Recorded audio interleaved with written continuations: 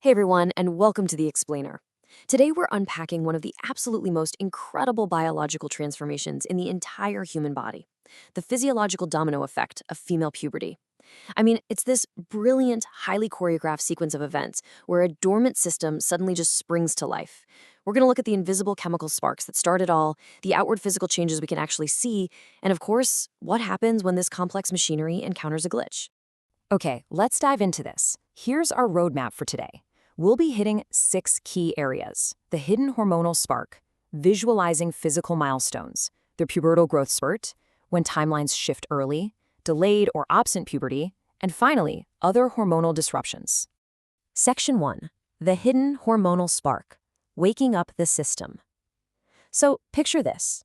Throughout childhood, the reproductive system is essentially in hibernation, totally held back by central nervous system inhibition. But then, an invisible switch flips, and the whole system wakes up. That awakening starts deep within the brain at the GnRH pulse generator. This is a network of hypothalamic neurons that suddenly reactivates. They start secreting gonadotropin-releasing hormone, or GnRH, in these rapid, rhythmic pulses. And what's truly fascinating here is that when this biological clock first wakes up, these initial hormonal surges happen primarily while the body is asleep, which honestly might explain why teenagers suddenly need so much of it, right? And this brilliantly illustrates how the engine actually starts. To get it running, you need 2 crucial components: kisspeptin and leptin. Think of kisspeptin as the biological ignition switch. It's a critical neurotransmitter that directly stimulates that GnRH release. But, the body is smart. It absolutely won't start this incredibly energy-intensive process without checking the fuel gauge first. That's where leptin comes in. Leptin is a hormone secreted by fat cells, acting as a permissive metabolic signal. It basically tells the brain, yep, we've got sufficient body fat stores and energy to support reproductive maturation. All right, so the ignition is switched on, and the dominoes begin to fall through what we call the hypothalamus, pituitary, ovarian, or HPO axis. It's a true cascade. Step 1, the hypothalamus releases that pulsatile GnRH. This directly triggers step 2. The anterior pituitary gland responds by secreting follicle-stimulating hormone, or FSH, and luteinizing hormone, or LH. Then, these hormones travel down to the ovaries for step 3, stimulating the ovarian follicles to grow and begin secreting increasing amounts of estradiol 17-beta. The invisible chemical cascade is officially in full swing. Section 2. Visualizing physical milestones, the outward signs. Now that we've mapped out the internal hormones, let's look at how they actually show up externally. Clinically, these physical changes are tracked using a system called Tanner stages.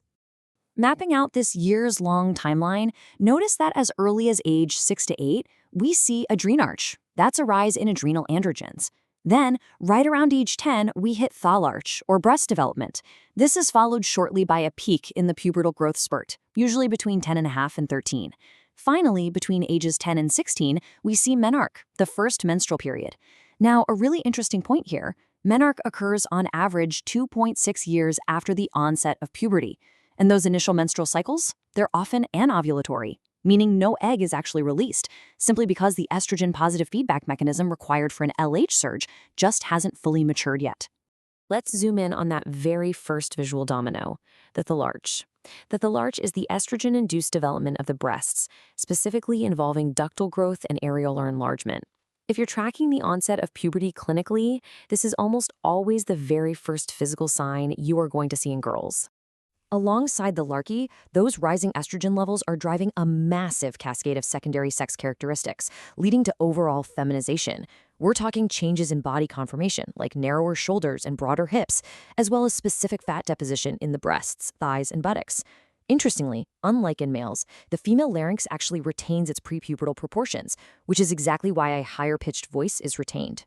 Though I should definitely point out, while estrogen drives all of these changes, pubarche, which is the development of pubic hair, is driven entirely separately by those adrenal androgens we mentioned earlier, not by estrogen. Section 3. The pubertal growth spurt, the rapid rise. This is a period of intense, rapid physical growth that actually kicks off significantly earlier in girls than it does in boys.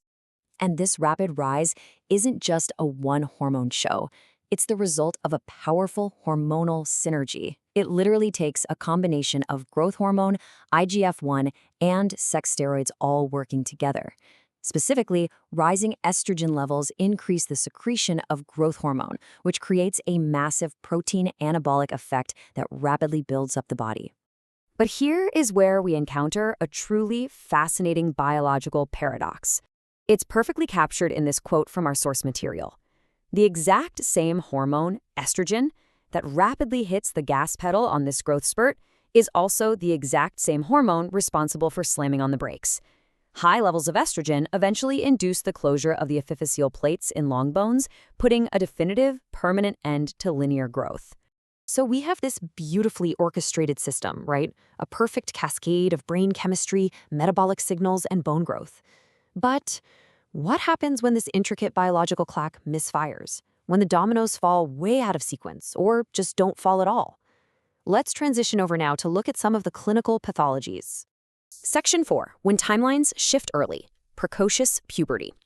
We'll start with timelines shifting early. Clinically, this is defined as the development of secondary sexual characteristics before the age of 8 in girls.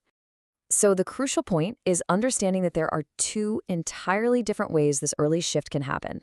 First, we have true precocious puberty. This is gonadotropin dependent.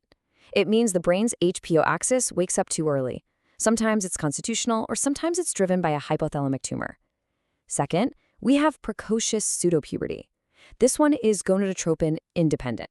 Here, the brain's GnRH is actually still fast asleep, but the body is exposed to estrogen from external sources, like maybe an ovarian tumor or an adrenal disorder.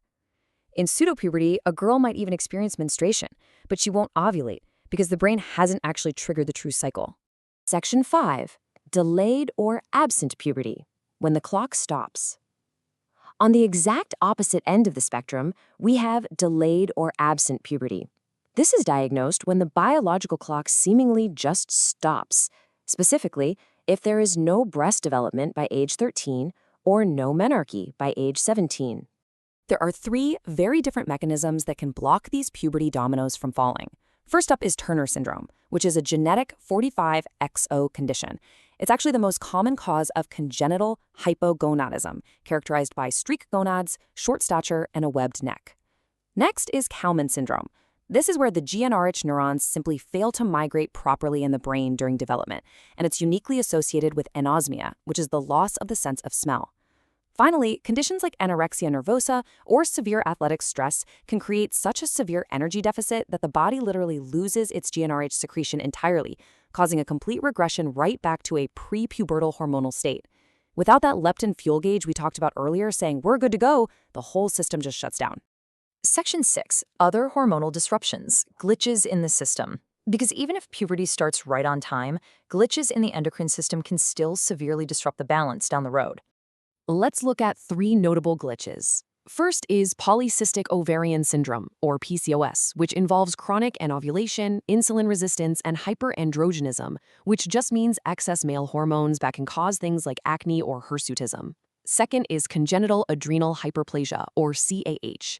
Here, excessive adrenal androgen production can actually cause virilization, or masculinization of a girl's physical features. And third, hyperprolactinemia, which is often caused by a pituitary tumor. Excess prolactin actively inhibits our old friend GnRH, leading to amenorrhea, a lack of periods, and inappropriate milk flow known as galactorrhea. Now, what's really interesting about this slide is a super common misconception regarding PCOS. The name, polycystic ovarian syndrome, implies the presence of cysts, right? But clinically, this is a total misnomer. Those so-called cysts are not actually cysts at all. They are just large antral follicles in the ovary that simply failed to ovulate because of that underlying hormonal imbalance. From the precise awakening of the GnRH pulse generator while we're sleeping, to the wild paradox of estrogen halting the exact same bone growth it triggers, the onset of puberty is just a marvel of biological engineering. But I want to leave you with this provocative thought as we wrap up today. If a single molecular switch like kisspeptin dictates the entire trajectory of human reproductive development, what other dormant systems capable of entirely transforming our bodies are just waiting to be uncovered in our DNA? Thank you so much for exploring the science with me on this explainer. Keep asking questions and keep looking closely at the data.